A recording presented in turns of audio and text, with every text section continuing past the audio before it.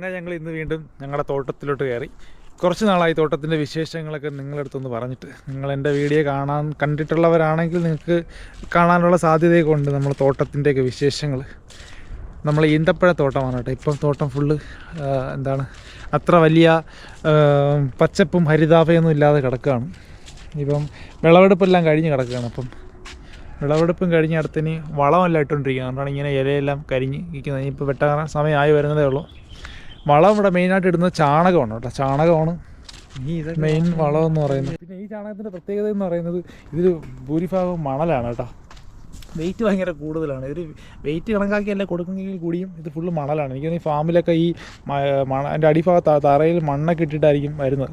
ഭയങ്കര വെയിറ്റും ഭയങ്കര മണലുമാണ്. പിന്നെ നമ്മുടെ നാട്ടിലെ ചാണകത്തിനെ പോലെ അല്ല കേട്ടോ. ഭയങ്കര നാറ്റം ഇച്ചിരി കൂടുതലാണ്.